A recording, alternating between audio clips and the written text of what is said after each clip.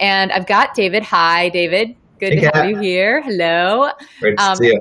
Yeah, and also Lucretia Murphy from my team here at JFF. And Cree is a team member who thinks and works a lot on this issue of how to connect formerly incarcerated people to work. So we brought her in to do a little talk back after this conversation. And I'd love to speak with the two of you about a couple things. One, like what struck you from the video with Kenyatta and Stewart? And then David, because we've got you here, I'd like to talk a little bit about, the role of CEOs in driving a more equitable and inclusive future for workers. It was great to hear from Stewart. I want to zoom back with you because this is what you do all the time, right? Is speaking with these folks. So let's start in some reflection on the conversation that we just heard. Cree, I'd love to turn it to you. So could you just share a couple immediate reactions and thoughts coming out of watching that video? I feel like I'm Joy Reid on MSNBC. Why, yes, Kat. Thank you for that question. David, this was such a great video, such a great conversation. As I was thinking about the conversation of scale, one thing that I thought is if we could think about changing the narrative at scale, because bad news outpaces bad facts. It's not as though people with records are burning down the places that they work in, and that's why we have this narrative that people with records can't be good employees. It's because the fear and the stigma and the bias has kind of created a narrative that really outpaces the experience. And so when you hear about experiences at Slack and the many other corporations and small employers that have hired people with records, the research finds that people with records are very good workers. Like, if there are ways, to the point that Kenyatta was making, if we really amplify the positive, kind of push the narrative at scale as a way of then pushing the practice at scale, is something that struck me. And then that quote that Kenyatta said about the 1,000 ways to make sure that this water bottle has a life, but many fewer to make sure that someone getting out of prison has one. That really just struck me. And so many people with criminal records, you hear it over and over again. A woman named Teresa Hodge has a great TEDx video where she starts out by saying her number, when she was incarcerated. And then she talks about the number of things that were very difficult coming out of incarceration, and concludes that intro with this simple statement that we make reentry difficult. There are barriers that are created to make it difficult to return. And that, on some level, while we want to really find many more of the exemplars like Slack, when I heard Kenyatta's statement about the water bottle, it just made me think, wouldn't it be better to get to a status quo where it's expected, not exceptional, to hire people with criminal records? Like, you don't get a parade for that, and you don't get a video for it. You're kind of on the video if you don't, right? Like, why wouldn't you do this? Like, to get to that status quo state, similar to that water bottle, where you're kind of called out if you don't recycle, would be, really interesting and powerful. And then the last that I had, not to close on a downer, I probably should have thought it, but I'll turn it around.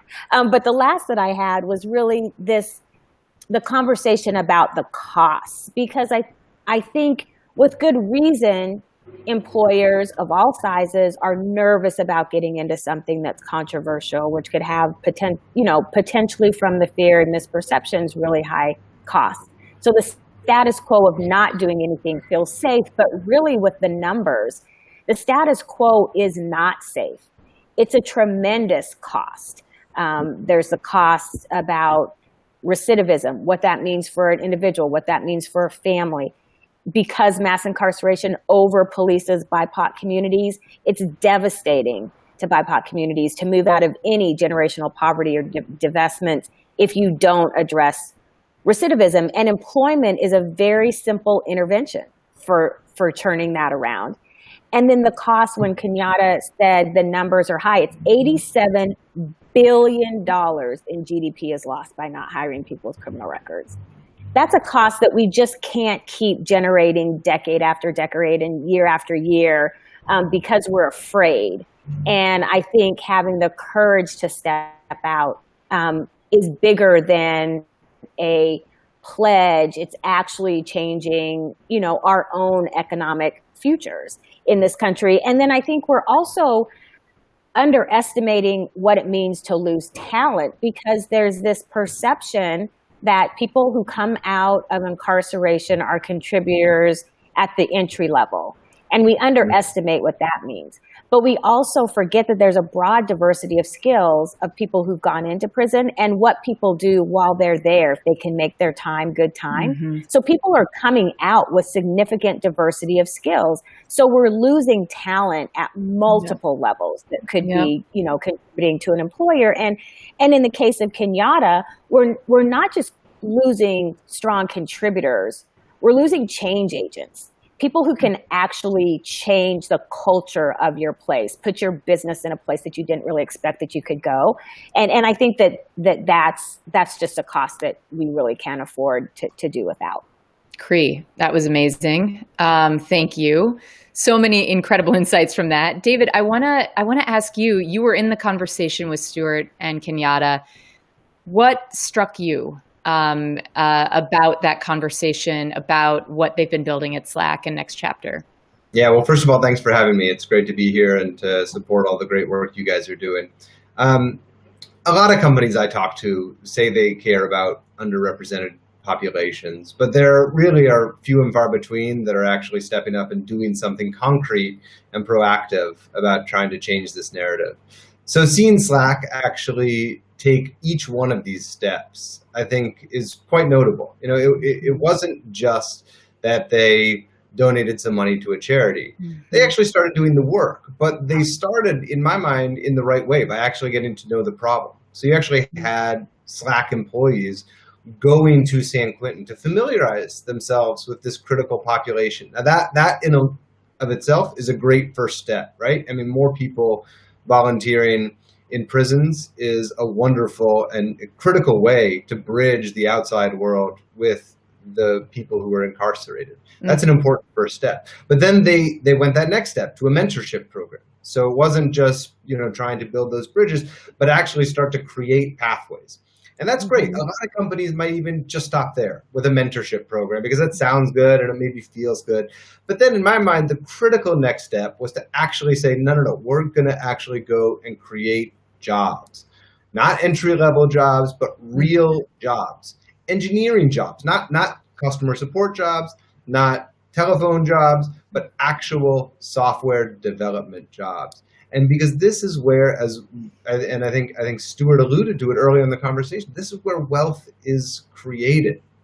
This, opportunity for people to come out of San Quentin and enter the workforce in Silicon Valley, I think in time has the real potential to start breaking the cycle of poverty that unfortunately is a contributing factor to so much crime and violence in our society. If we can ultimately get wealth democratized, you can potentially start to reduce incarceration rates. It's the beginnings, one hopes, of a virtuous cycle.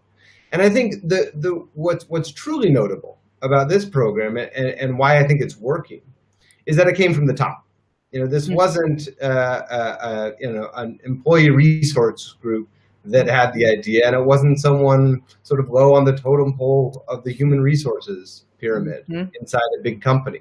This was Stuart. He's the CEO and the founder of the company, and he had that spark, that important critical spark to actually realize that something could change and that he had the opportunity to contribute to that change in a positive way. And for him to do it, and for him to be the one that got it going, I think is a critical testament to this program's success. And it's hard to know if it really would have taken hold absent that. And then lastly, I would say, Stuart was willing to make people uncomfortable. That, I think, is one of the most overlooked, but one of the most essential components of something like this. And he wasn't afraid of ruffling some feathers inside his own company.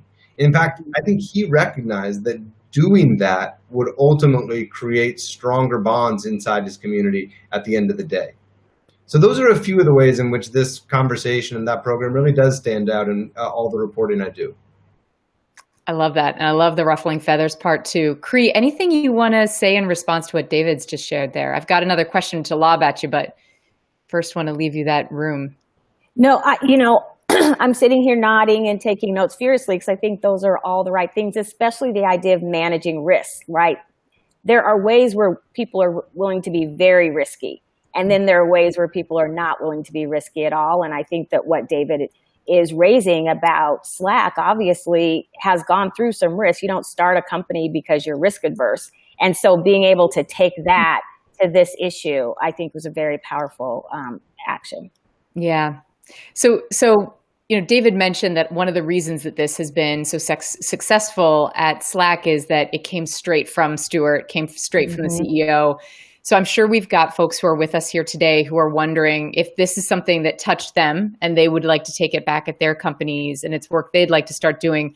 They're going to be wondering, how do I make the case right now? And we've dropped some good, I think, nuggets throughout. But Cree, if you could empower this audience with some things to take forward in their business, if they had 30 seconds with their CEO, not in an elevator anymore, somewhere else where people have 30 seconds together when we're in this virtual environment. What should they take to their CEO's desk? And Kat knows me well enough to know that I would never say anything in 30 seconds. So this will be a little longer than 30 seconds. But I think the steps were really laid out. Get proximate to the issue in whatever ways you can. It may not be that you can get to your state prison. It may not be that you can get to your local jail. But if you can, there are ways to do that. Now, during COVID, it's harder. But people will be surprised. 77 million people live in our country with criminal records. You know someone with a criminal record. You can get proximate by just asking people what their experiences are and to understand what that means, to understand what it means in your day-to-day life, but to understand what it means to have a life sentence about your job when you didn't have a life sentence about your crime. And that's really, I think, the first piece. And then you start to see people, I think Kenyatta said this, right? You see people with criminal records as people. And once you see someone as a person, you're more likely to see them as a good worker, right? And I think that getting proximate makes a huge difference. And then I'm going to repeat what David said. The whole pathway that Slack took is the smart pathway. Get educated. Find out really what the issues are. There are challenges. It is complex. There are issues around managing your employees' perceptions, your customers' perceptions. There may be regulatory collateral consequences that impact licensure or certification. Know what those are so you know what the challenges are. Like Baldwin said, right? You can't defeat every challenge, but you can't do it if you don't face it. So know what you're facing and then start working on them. They're not insurmountable. So I think getting educated about the challenges is really, really important. But you can't stop there, right? Because then you have to be willing to get educated about the opportunities. And I think people get stuck in the challenges. But for every story someone may hear of, we hired someone from our apprenticeship program and they didn't work out, right? You could go to your HR person and get 1,000 people who didn't work out and didn't have a criminal record. So companies know how to manage people who don't work out. So that's not the barrier that people think it is. But when you get educated and you start to talk to corporations like a Slack who've done this before, you read their research, you find that overwhelmingly and consistently, people who have criminal records are people who are very good workers. Criminalization does not cancel out for your lifetime. You can be a very good worker. People are very good workers. They're contributors. They're change agents. And the research will bear that out. Experiential, it bears that out. So when you get educated, you can find those ways of doing it. And without being a commercial, we at JFF can help people identify the partners and the peers who can give this information. You can buy research. You can buy the research. Kenyatta says, call me at Slack. There are ways that you can get your hands on this research because I think that the truth makes this a much easier proposition, even though it's a challenging issue. Thank you, Cree. And David, we've got just a few minutes left here, but I want to end. I mean, listen, it's fun to get to interview the interviewer, but I know you spend a lot of time with CEOs. You're getting inside their brains. You're figuring out how they tick and how they work. What we're trying to do here is really help companies put a more inclusive economy and economic recovery at the center of their agenda right now. How do you think the people who are participating in this summit can help to make that a priority for their CEOs if their CEOs aren't part of the converted? And think broadly here about workers. We can expand beyond the population we've been talking about to really think, inclusive economy here. Yeah. I'm reminded, just as you begin this work or continue this work, of something Stuart said, which I think was so right on, and it comes from the scripture, which is, we judge a society by how it treats its most vulnerable people. And to bring that perspective into a corporation, I think can really be transformative. So from a more tactical perspective, though, I think there's several ways to come at it. And one thing to keep in mind is this notion of skillful means. Knowing your audience, and if it's about making the ask to the CEO or to the C-suite, understanding which approach might be most effective given the personalities, given the company. So there's no, I think, exact prescription, but some things to consider. The first is to recognize that we're in a moment where society is expecting more from companies. It may have started with the environment, but over the last several years, CEOs and corporations have been expected by their employees, by customers, by other stakeholders to really take moral stances on everything from the environment to the issue of guns in our society to race and equity and inclusion and diversity. And I see programs like the one we've been talking about for the last little bit as part and parcel in this. Where can companies help, right? We know that companies get a lot from us, and we know, of course, that they provide goods and services that we all enjoy, but it's not enough, right? The expectations have been raised. And so reminding this leaders of an organization that the onus is really on them to show up and prove that they can not only make money, but make this world a better place. Mm-hmm. I think that's important. Another way is to recognize that, especially an initiative like this one and many others, they democratize wealth. And study after study shows that a stronger middle class is good for all companies. It really does lift all boats.